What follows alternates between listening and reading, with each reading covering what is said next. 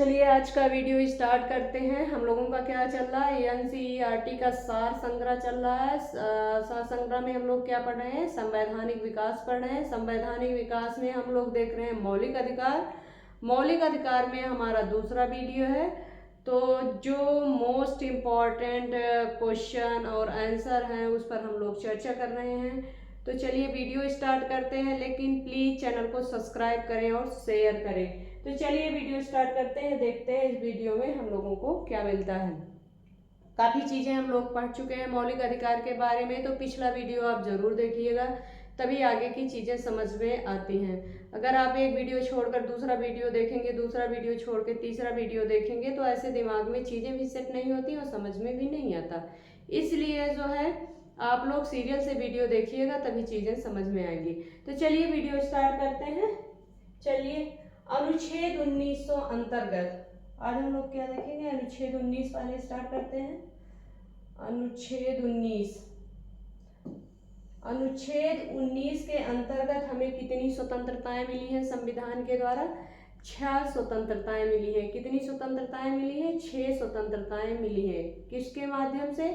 अनुच्छेद 19 के माध्यम से जो है हमें 6 स्वतंत्रताएं मिली हैं। चलिए देखते हैं 6 स्वतंत्रताएं वह कौन कौन सी हैं। मौलिक अधिकार में अनुच्छेद 19 के अंतर्गत हमें 6 स्वतंत्रताएं मिली हैं। मौलिक अधिकार किस भाग में है? भाग 3 में है, 12 से 35 तक। उसमें जो है हम लोग कौन सा अनुच्छेद पढ़ रहे हैं? अनुच्छेद 19 पर हम लोग चर्चा कर रहे हैं। तो अनुच्छेद 19 के माध्यम से जो है हमें कितनी स्वतंत्रताएं मिली है? हमें 6 स्वतंत्रताएं मिली हैं। क्वेश्चन पूछा जाता है, ध्यान से समझिएगा आप लोग। चलिए पहला जो है अनुच्छेद 19A, अनुच्छेद 19A या अनुच्छेद 19 फर्स्ट। ठीक है, चलिए अनुच्छेद 19 फर्स्ट या ए कोई भी दिया रहता है। अनुच्छेद ए भी दे सकते हैं एग्जाम में, अनुच्छेद या तो फर्स्ट दे सकते हैं, तो आप लोग कंफ्यूज मत होइएगा। वाक और अभिव्यक्ति की स्वतंत्रता, वाक और अभिव्यक्ति की स्वतंत्रता जो है हमें किस में मिली है? अनुच्छेद 19 के 19 में, अनुच्छेद 19 फर्स्ट से मिली है। वाक और अभिव्यक्ति की स्वतंत्रता क्या है? वाक जैसे मैं बोल रही हूँ, सरकार के खिलाफ भी आप बोल सकते हैं। जैसे सरकार अच्छा काम नहीं कर रही है, शासन व्यवस्था अच्छे तरीके से नहीं चल रही है, तो आप जो है भाषण भी दे सकते हो, आप बोल भी सकते हो, सरकार की आलोचना आप कर सकते हैं। यह जो है स्वतंत्रता हमें कौन देता है? अनुच्छेद जो है 19 फर्स्ट देता है। जैसे आप समझ लीजिए यह लोकतांत्रिक शासन व्यवस्था नहीं होती और जो है हमारा संविधान नहीं बना होता, और संविधान के माध्यम से जो है हमें जो मौलिक अधिकार नहीं प्राप्त होते, तो क्या आप जैसे मान लीजिए तानाशाही शासन व्यवस्था है या राजतंत्रीय शासन व्यवस्था है, तो क्या आप सरकार की आलोचना कर सकते थे? नहीं। राजतंत्रीय शासन व्यवस्था में भी आप सरकार की आलोचना नहीं कर सकते हैं। मतलब शासन व्यवस्था की आप आलोचना करने के लिए आपको फ्री छूट नहीं होती है कानूनगत रूप में, और तानाशाही शासन व्यवस्था में तो बिल्कुल नहीं है। इसलिए जो है लोकतंत्रीय शासन व्यवस्था है, और लोकतंत्रीय शासन व्यवस्था जो है संविधान के माध्यम से चल रही है, और हमें संविधान के द्वारा जो है 7 मौलिक अधिकार प्रदान किए गए हैं। अनुच्छेद जो है 12 से 35 तक है। उसमें जो है अनुच्छेद 19 जो है 19 फर्स्ट हमें किसकी स्वतंत्रता देता है? वाक एवं अभिव्यक्ति की स्वतंत्रता देता है। क्वेश्चन पूछा जाता है वाक एवं अभिव्यक्ति की स्वतंत्रता किस अनुच्छेद में है? संविधान के किस अनुच्छेद में है, या संविधान के किस भाग में है? संविधान के तीसरे भाग में है, और अनुच्छेद 19 फर्स्ट में है। ये चीजें तो आप लोग समझ गए होंगे। आगे बढ़ते हैं हम लोग। जो चीज़ें मोस्ट इम्पॉर्टेंट है वही चीज़ें हम लोग लेके चल रहे हैं जो अक्सर एग्ज़ाम में पूछे जाते हैं। वैसे तो पढ़ने लगे तो बहुत सी चीज़ें हैं, लेकिन जीवन जीने के लिए भी बहुत चीज़ जो है आदमी को छोड़नी पड़ती है। वैसे अगर आप जो है एग्ज़ाम क्लियर करते हैं तो कौन सी चीज़ हमें पढ़ना है, कौन सा छोड़ना है, यह भी जानना ज़रूरी होता है। तो जो चीज़ें ज़रूरी हो उसका जो है बार बार रिवीजन करना आपका जो है लक्ष्य पाने की और जो है रास्ता दिखाता है। इसलिए जो है आप लोग जो मोस्ट इम्पॉर्टेंट चीज़ है उसका लगातार रिवीजन करते रहिए, कब एग्जाम हो जाए कुछ पता नहीं है। तो चलिए देखते हैं, वाक और अव्यक्त की स्वतंत्रता जो है अनुच्छेद 19 फर्स्ट में है। ठीक है, आप लोग समझ गए होंगे। दूसरा देख लेते हैं हम लोग, कोई वृत्ति, आजीविका, व्यवसाय या व्यापार करने का अधिकार अनुच्छेद 19 फर्स्ट जी में है। अनुच्छेद 19 फर्स्ट जी में है। देखिए, कोई भी वृत्ति, जैसे मैं मान रही हूँ मैं उत्तर प्रदेश में रहती हूँ, लेकिन मैं पंजाब में भी जाकर अपना बिजनेस कर सकती हूँ, अपना व्यापार व्यवसाय कर सकती हूँ, अपनी आजीविका चलाने के लिए कोई भी काम कर सकती हूँ। तो यह स्वतंत्रता हमें कौन देता है? यह स्वतंत्रता हमें जो देता है अनुच्छेद 19 का फर्स्ट जी देता है। अनुच्छेद 19 का फर्स्ट जी देता है। आप लोग समझ गए होंगे। कोई वृत्ति, आजीविका, कोई वृत्ति आजीविका मतलब आजीविका चलाने के लिए आप कोई भी काम करने के लिए स्वतंत्र हैं पूरे भारत देश में, अनुच्छेद 19 फर्स्ट जी के अनुसार। अगर यही स्वतंत्रता हमें हटा दी जाए, मतलब यही स्वतंत्रता हमें ना मिले, मान लीजिए जैसे संविधान में यह चीज़ें हटा दी जाए, 19 फर्स्ट जी हटा दिया जाए, तो क्या होगा? आप कहीं भी जाओगे तो आप किसी भी स्टेट, अदर स्टेट में चले गए तो आप वहाँ जो है व्यापार या अपना व्यवसाय आप करना चाहें आजीविका चलाने के लिए तो आप नहीं कर सकते। लेकिन यही अनुच्छेद 19 फर्स्ट जी जो है हमें क्या प्रदान करता है? आजीविका चलाने के लिए जो है व्यवसाय या व्यापार करने का अधिकार। आप लोग समझ गए होंगे। आगे बढ़ते हैं। भारत के किसी भाग में निवास करने व बसने का अधिकार अनुच्छेद 19 फर्स्ट ई। भारत के किसी भाग में निवास करने का अधिकार, जैसे कोई बिहार का है या उत्तर प्रदेश का या पंजाब का, पंजाब के लोग उत्तर प्रदेश में भरे पड़े हुए हैं, बिहार के लोग पंजाब में भरे पड़े हुए हैं। तो बात यह है, यह रहने की स्वतंत्रता या हमें आवास बनाने की स्वतंत्रता कौन देता है? अनुच्छेद 19 फर्स्ट ई। अनुच्छेद 19 फर्स्ट ई। क्वेश्चन पूछा जाता है, ध्यान से समझिएगा आप लोग, क्योंकि क्वेश्चन अब इसी तरीके से पूछे जा रहे हैं। ऊपर से क्वेश्चन पूछे जा रहे हैं लेकिन कम पूछे जा रहे हैं, तो आपको क्वेश्चन यहीं से पूछे जा रहे हैं, तो इस चीज को हम लोगों को ध्यान में रखना होगा। भारत के किसी भाग में निवास करने व बसने का अधिकार अनुच्छेद 19 फर्स्ट ई के द्वारा हमें मिला हुआ है। आप लोग समझ गए होंगे। भारत के किसी भी भाग में, आप कन्याकुमारी से लेकर कहीं भी आप जाके जम्मू कश्मीर में कहीं भी आप बसने के लिए स्वतंत्र हैं। किसके अनुसार? मौलिक अधिकार जो हमें मिला है 19 फर्स्ट ई के अनुसार हम कहीं भी जाके अपना आवास बना के रह सकते हैं। यह अधिकार हमें 19 फर्स्ट ई प्रदान करता है। आप लोग समझ गए होंगे। आगे बढ़ते हैं। भारत के राज्य क्षेत्र में आवास संचरण करने का अधिकार 19 फर्स्ट डी देता है। भारत के राज्य क्षेत्र में, भारत के किसी राज्य क्षेत्र में आप क्या कर सकते हैं? भ्रमण कर सकते हैं, घूम सकते हैं, आप जो है परिसंचरण कर सकते हैं भारत के किसी भी राज्य में। अगर यही मान लीजिए यही जो है हमें 19 फर्स्ट डी नहीं मिला होता, यह मौलिक अधिकार अनुच्छेद 19 फर्स्ट डी नहीं मिला होता, तो आप सोचिए क्या भारत में जो है आप आबाद तरीके से घूमने के लिए स्वतंत्र होते? जैसे हम कहीं, जैसे मान लीजिए मुझे अमेरिका जाना है, तो अमेरिका में क्या जैसे हम भारत देश में घूमते हैं वैसे जा सकते हैं? नहीं जा सकते हैं। उसके बहुत 72 रूल है, उसको जो है फॉलो करना पड़ता है, तब कहीं वीज़ा लगता है, तब कहीं हम जाते हैं। तो वही चीज़ भारत में फिर लागू हो जाती अगर हमें अनुच्छेद 19 फर्स्ट डी नहीं मिला होता। तो अनुच्छेद 19 फर्स्ट डी का कितना महत्व है कि हम भारत में कहीं भी क्या कर सकते हैं? भ्रमण कर सकते हैं, घूम सकते हैं, परिसंचरण कर सकते हैं। ठीक है, ये चीजें आपकी समझ में आ गई होंगी। आगे बढ़ते हैं। शांतिपूर्ण हथियार रहित सम्मेलन का अधिकार। शांतिपूर्ण हथियार, जैसे भाई सरकार कोई बात नहीं मान रही हमारे हित की, जैसे हम बेरोजगारी का मुद्दा उठा रहे हैं सरकार के सामने, भाई कि बेरोजगारी बढ़ती जा रही है, आप उस पर कुछ करिए। तो इसके लिए हम क्या कर सकते हैं, धरना प्रदर्शन कर सकते हैं। आप हथियार नहीं उठा सकते हैं, आप मौन जो है बैठ के धरना प्रदर्शन कर सकते हैं, या आप अपनी बात रख सकते हैं। मतलब किसी भी माध्यम से आप क्या कर सकते हैं, धरना प्रदर्शन, जुलूस निकालना, ये सारी चीजें आप कर सकते हैं।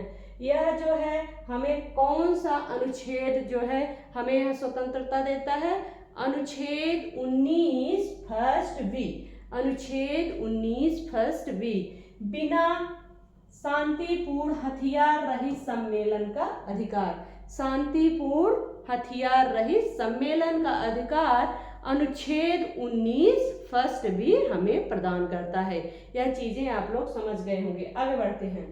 संगम या संघ या सहकारी समिति बनाने का अधिकार, संगम या संघ, संगठन या संघ, संगठन या मिस्टेक है यहाँ, संगठन होगा, संगठन, संगठन या संघ या सहकारी समिति बनाने का अधिकार। आप कोई संगठन बना सकते हैं, समिति बना सकते हैं, जो है जैसे बेरोजगारी संगठन आजकल चल रहा है कि मतलब संगठन क्या होता है, किसी भी मतलब इसका काम होता है सरकार नहीं बनाना है, लेकिन एकजुट होकर अपनी बात जो है सरकार तक पहुंचाना। तो आप संगठन भी बनाने के लिए स्वतंत्र हैं, समिति भी बना सकते हैं। यह जो है हमें कौन सा अनुच्छेद प्रदान करता है, कौन सी स्वतंत्रता है, अनुच्छेद 19 फर्स्ट सी, यह स्वतंत्रता हमें प्रदान करती है, अनुच्छेद फर्स्ट सी। आप लोग समझ गए होंगे, मोस्ट इंपॉर्टेंट है, ध्यान से समझिएगा। पहला है वाक और अभिव्यक्ति की स्वतंत्रता, अनुच्छेद 19 फर्स्ट ए। दूसरा है जो शांतिपूर्ण हथियार रहित सम्मेलन का अधिकार, अनुच्छेद 19 फर्स्ट बी। तीसरा है संगठन या संघ या सहकारी समिति बनाने का अधिकार, अनुच्छेद 19 फर्स्ट सी है। कोई वृत्ति, आजीविका, व्यवसाय या व्यापार करने का अधिकार, अनुच्छेद 19 फर्स्ट जी है। भारत के किसी भाग में निवास करने व बसने का अधिकार, अनुच्छेद 19 फर्स्ट ई है। भारत के राज्य क्षेत्र में आबाद संचरण का अधिकार, अनुच्छेद 19 फर्स्ट डी है। तो यह जो है अनुच्छेद 19 के अंतर्गत जो हमें छह स्वतंत्रताएं मिली हैं, आप लोगों के समझ में आ गई होंगी। चलिए आगे बढ़ते हैं हम लोग।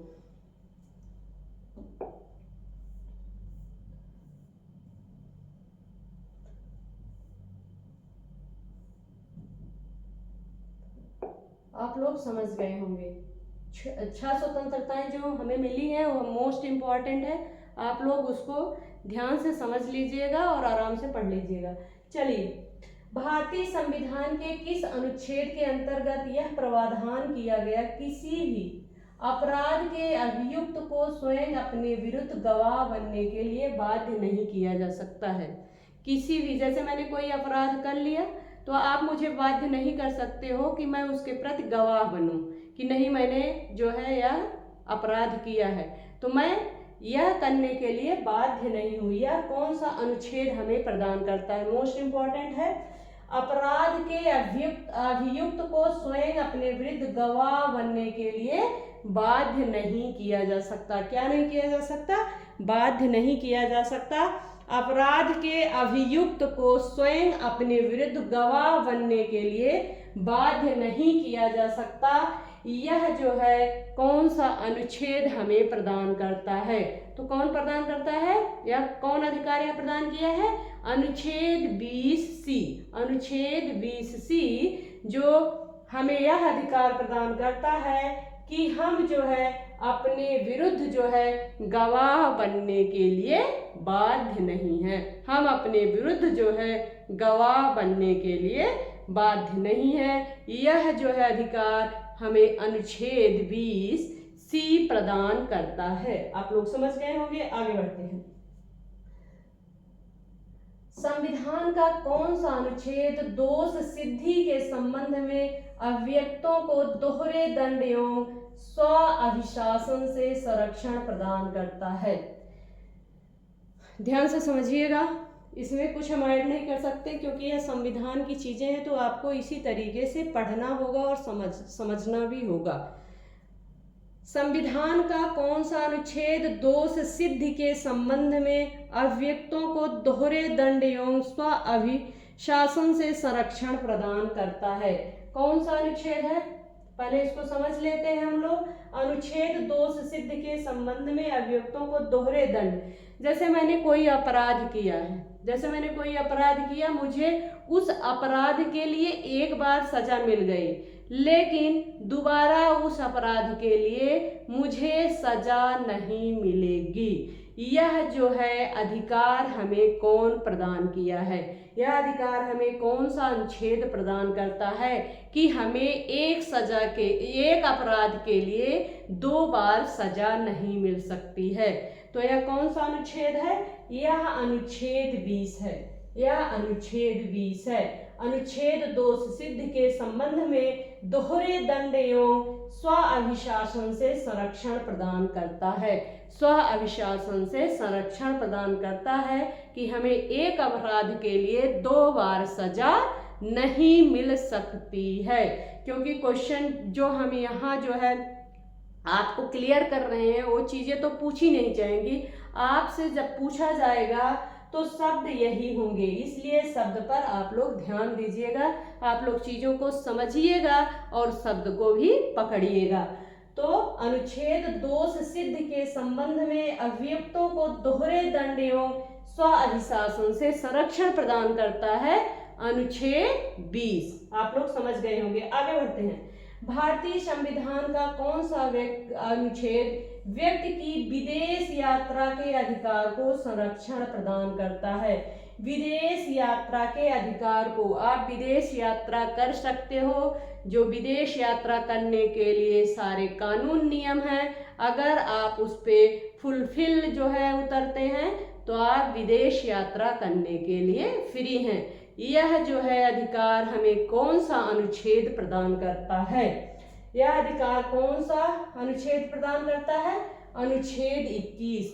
अनुच्छेद 21 हमें क्या प्रदान करता है? विदेश यात्रा के अधिकार को संरक्षण। विदेश यात्रा के अधिकार को संरक्षण जो है अनुच्छेद 21 प्रदान करता है। विदेश यात्रा के अधिकार को संरक्षण जो है अनुच्छेद 21 प्रदान करता है। आप लोग समझ गए होंगे। आगे बढ़ते हैं।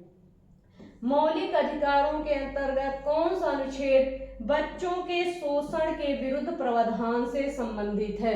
बच्चों के शोषण के विरुद्ध प्रावधान से संबंधित है। कौन सा अनुच्छेद है जो बच्चों के शोषण के विरुद्ध प्रावधान से संबंधित है? अनुच्छेद 24 मोस्ट इंपॉर्टेंट है। अनुच्छेद 24 जो बच्चों के शोषण के विरुद्ध जो है विरुद्ध प्रावधान से संबंधित है।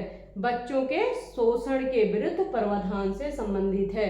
अनुच्छेद 24 जो है बच्चों के शोषण के विरुद्ध प्रावधान से संबंधित है।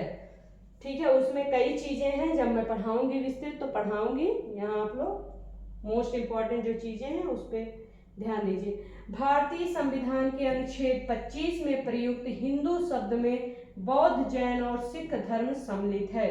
भारतीय संविधान के अनुच्छेद 25 में प्रयुक्त हिंदू शब्द में बौद्ध, जैन और सिख धर्म सम्मिलित है। किसमें? अनुच्छेद 25 में हिंदू शब्द, बौद्ध, जैन और सिख धर्म जो है सम्मिलित है। किसमें? अनुच्छेद 25 में। आगे देखते हैं, चलिए।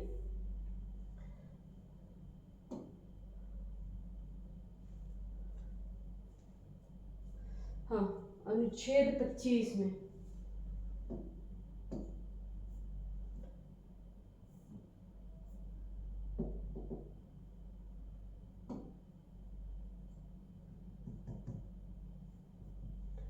मिनट,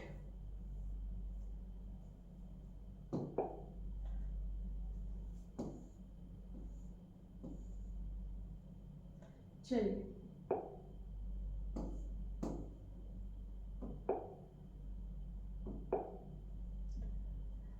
भारतीय संविधान का अनुच्छेद 30 फर्स्ट जो है अल्पसंख्यकों को अपनी रुचि के शिक्षण संस्थाओं को स्थापित एवं संचालित करने के अधिकार को संरक्षण प्रदान करता है।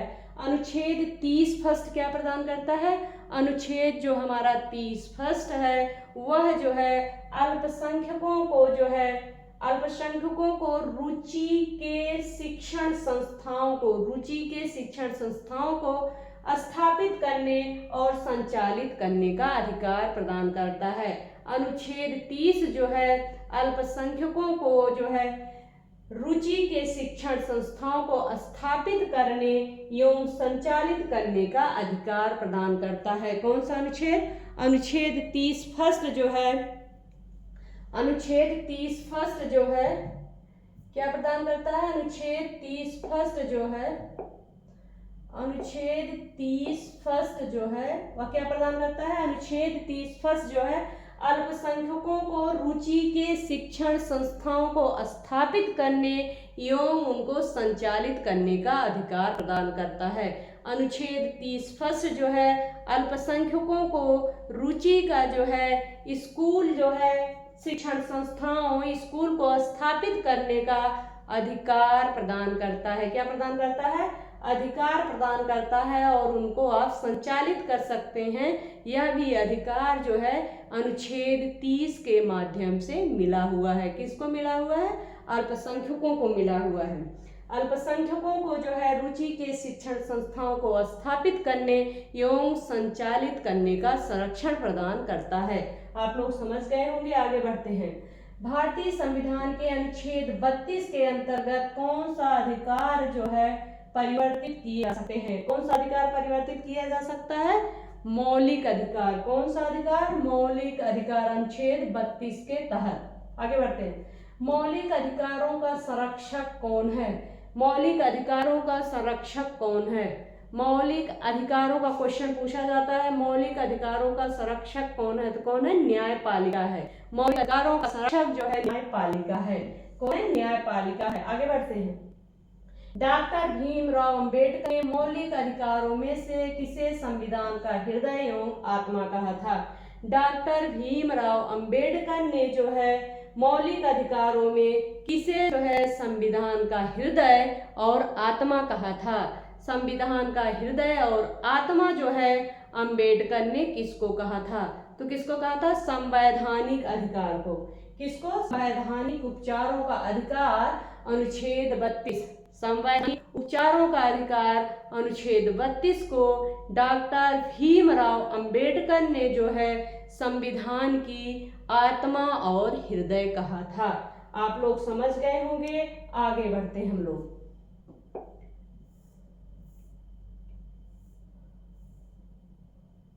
हाँ चलिए।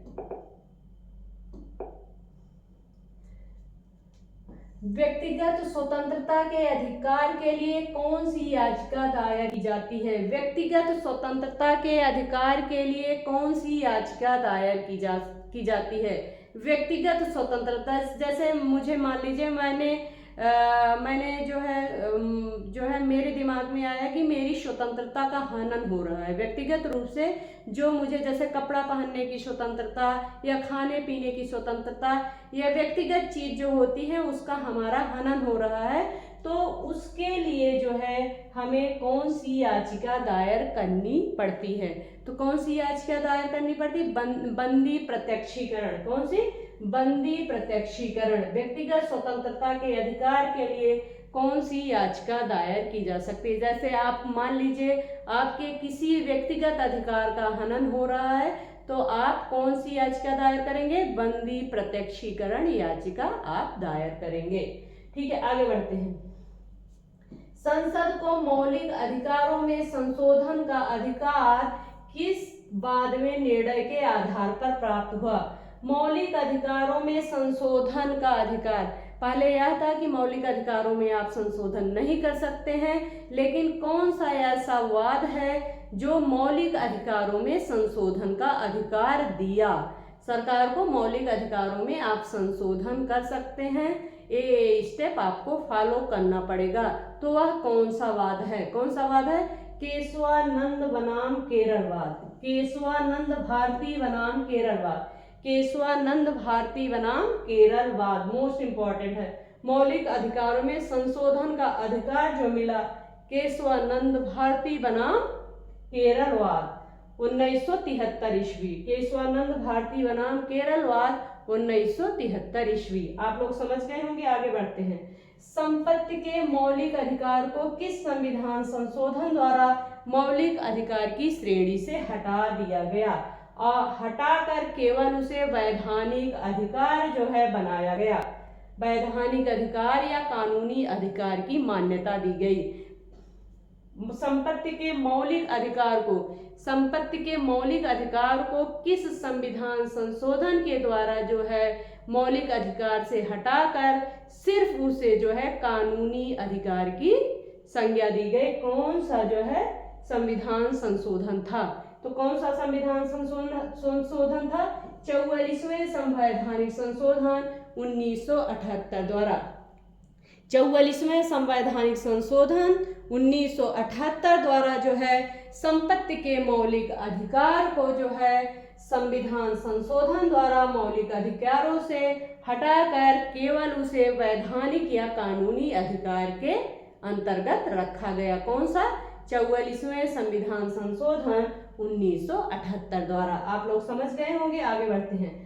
वर्तमान समय में भारतीय संविधान के अंतर्गत संपत्ति का अधिकार किस प्रकार का अधिकार है? अभी मैंने ऊपर बताया, संपत्ति का जो अधिकार है वह वैधानिक अधिकार है या कानूनी अधिकार है, वह जो है मौलिक अधिकार नहीं है। मौलिक अधिकार की श्रेणी के अंतर्गत जो है संपत्ति का अधिकार नहीं आता है। किसके अंतर्गत आता है? वैधानिक कानून के अंतर्गत आता है। वैधानिक अधिकार के अंतर्गत आता है या कानूनी अधिकार के अंतर्गत आता है। यहाँ तक आप लोग समझ गए होंगे, आगे बढ़ते हैं।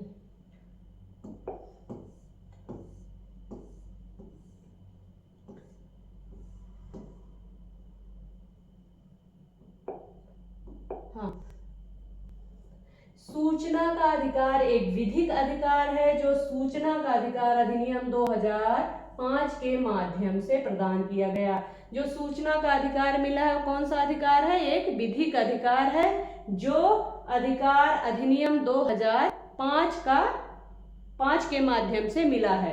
किसके माध्यम से प्रदान किया गया है? अधिनियम 2005 के माध्यम से प्रदान किया गया। कौन सा अधिकार? सूचना का अधिकार एक विधिक अधिकार है, मौलिक अधिकार नहीं है। सूचना का अधिकार एक विधिक अधिकार है जो अधिनियम 2005 के माध्यम से जनता को मिला हुआ है। आप लोग समझ गए होंगे, आगे बढ़ते हैं। आर्थिक रूप से पिछड़े वर्ग को आरक्षण प्रदान करने के लिए संविधान में कौन सा अनुच्छेद किया गया है? जो पिछड़ा वर्ग है, आरक्षण आर्थिक रूप से, कौन से? आर्थिक रूप से, ध्यान दीजिएगा आप लोग। आरक्षण किस आधार पे दिया गया है? आर्थिक आधार पे दिया गया है, ना कि जाति धर्म के आधार पर नहीं दिया गया, बल्कि किसके आधार पर दिया गया? आर्थिक आधार पर। आर्थिक रूप से पिछड़े वर्ग को आरक्षण प्रदान करने के लिए संविधान में कौन सा अनुच्छेद जो है प्रदान करता है? कौन सा अनुच्छेद जो है आर्थिक रूप से पिछड़े वर्ग को आरक्षण प्रदान करता है? कौन सा अनुच्छेद जो है आर्थिक रूप से पिछड़े वर्ग को आरक्षण प्रदान करता है?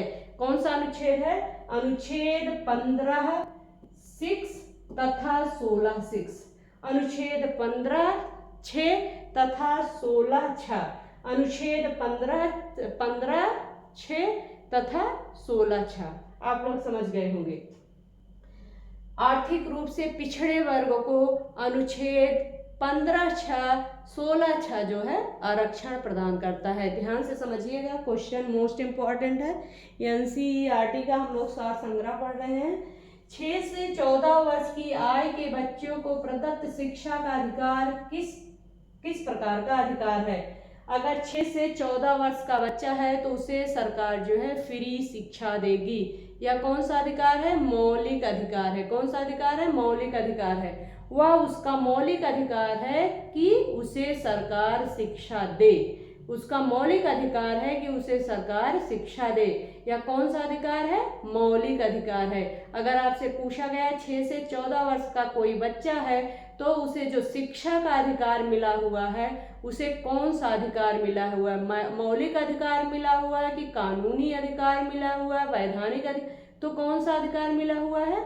उसे मौलिक अधिकार, या उसका मौलिक अधिकार है कि उसको शिक्षा मिलनी चाहिए। वह सरकार से क्या कर सकता है? डिमांड कर सकता है कि यह मेरा अधिकार है और आप मुझे इसको दीजिए। तो यह एक मौलिक अधिकार है 6 से 14 वर्ष के बच्चों की शिक्षा का। ठीक है, आप लोग समझ गए होंगे। यह अनुच्छेद 300A में रखा गया है। अनुच्छेद 300A में रखा गया है। भारतीय संविधान द्वारा प्रदत्त संवैधानिक उपचारों का अधिकार गैर नागरिकों को भी उपलब्ध है। जो संवैधानिक उपचारों का अधिकार है उसे जो है गैर नागरिकों को भी यह अधिकार उपलब्ध है। संवैधानिक उपचारों का अधिकार कौन सा मूल अधिकार राष्ट्रीय आपातकाल अनुच्छेद 352 में भी समाप्त या सीमित नहीं किया जा सकता? मोस्ट इंपॉर्टेंट है, मोस्ट इंपॉर्टेंट है, ध्यान से समझिएगा आप लोग। चलिए चलिए चलिए हम लोग चलिए, कौन सा मूल अधिकार है जो राष्ट्रीय आपात के काल के समय भी स्थगित नहीं किया जा सकता? कौन सा अधिकार, मूल अधिकार जो हमें संविधान प्रदान करता है कि आपातकाल की स्थिति परिस्थिति हो तब भी वह अधिकार जो है, उस अधिकार से सरकार हमें वंचित नहीं कर सकती है? कौन सा अधिकार है? वह अधिकार है व्यक्तिगत स्वतंत्रता तथा जीवन का अधिकार। कोई भी सरकार जो है व्यक्तिगत स्वतंत्रता, जो हमारी व्यक्तिगत स्वतंत्रता है, जीने खाने पहनने की जो स्वतंत्रता है या जीवन जीने का अधिकार है, जो सरकार उसे छीन नहीं सकती। तो यह जो है किस अनुच्छेद के माध्यम से? अनुच्छेद 352 में सीमित नहीं किया जा सकता। राष्ट्रीय आपातकाल के समय भी यह अधिकार हमसे छीना नहीं जा सकता। कौन सा अधिकार? व्यक्तिगत स्वतंत्रता का अधिकार और जीवन का अधिकार। बहुत पूछा जाता है जीवन का ये अधिकार, आप लोग समझ गए होंगे। आगे बढ़ते हैं। बंधुआ मजदूर उन्मूलन, बंधुआ मजदूर उन्मूलन अधिनियम संसद द्वारा किस वर्ष पारित किया गया? बंधुआ मजदूर उन्मूलन अधिनियम संसद द्वारा किस वर्ष पारित किया गया? बंधुआ मजदूर किसे कहते हैं? बंधुआ मजदूर किसे कहते हैं? जैसे मैंने किसी को खाने और पीने के लिए कुछ दे, जैसे आप कोई व्यक्ति है उसको आप खाने दिन भर जो है क्या कर दिए, खाना पीना खिला पिला दिए, फिर इसके बाद क्या करते हैं, उससे सारा दिन रात आप क्या करते हैं, काम लेते हैं। काम के जितना वह काम करता है उसके हिसाब से उसको वेतन बहुत थोड़ा मिलता है, तो उसे क्या बोला जाता है? बंधुआ मजदूर। मतलब खाने पीने के दम पे वह पूरा दिन काम करता रहता है, तो इसे क्या कहता है, क्या कहते हैं? बंधुआ मजदूर कहते हैं। तो इस पर इसका उन्मूलन जो है सरकार ने किस वर्ष पारित किया था? किस वर्ष पारित किया गया था? बंधुआ मजदूर उन्मूलन अधिनियम सरकार के द्वारा कब पारित किया गया था? वर्ष 1976 में पारित किया गया था। बंधुआ मजदूर उन्मूलन अधिनियम संसद द्वारा किस वर्ष पारित किया गया था? तो किस वर्ष पारित किया गया था? वर्ष 1976 में पारित किया गया था। आप लोग समझ गए होंगे। आगे बढ़ते हैं, देख लेते हैं मूल अधिकार अनुच्छेद।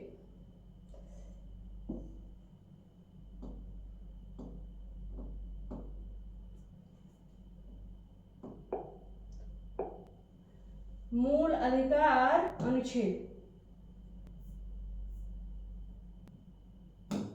चलिए मूल अधिकार अनुच्छेद देखते हैं। समानता का अधिकार, समानता का अधिकार कहां से कहां तक है? 14 से 18। समानता का अधिकार 14 से 18। स्वतंत्रता का अधिकार 19 से 22। स्वतंत्रता का अधिकार 19 से 22। शोषण के विरुद्ध अधिकार, शोषण के विरुद्ध अधिकार 23 से 24। शोषण के विरुद्ध अधिकार 23 से 24, धर्म की स्वतंत्रता का अधिकार अनुच्छेद 25 से 28, अनुच्छेद 25 से 28, संस्कृत और शिक्षा संबंधी अधिकार अनुच्छेद 29 से 30, अनुच्छेद 29 से 30, संवैधानिक उपचारों का अधिकार अनुच्छेद 32, 1 2 3 4 5 6, एक 7 मिला है जो बच्चों को अधिकार मिला है। तो कितने टोटल मौलिक अधिकार हैं? 7 मौलिक अधिकार हैं। समानता का अधिकार अनुच्छेद 14 से 18, स्वतंत्रता का अधिकार अनुच्छेद 19 से 22, शोषण के विरुद्ध अधिकार अनुच्छेद 23 से 24, धर्म की स्वतंत्रता का अधिकार 25 से 28, संस्कृत और शिक्षा संबंधी अधिकार 29 से 30, संवैधानिक अधिकारों का अधिकार अनुच्छेद 32। कल हम लोग पढ़ेंगे नीति निर्देशक तत्व। तो आज का वीडियो समाप्त हो रहा है, तो प्लीज मेरे लिए जो है चैनल को शेयर करें, सब्सक्राइब करें। धन्यवाद।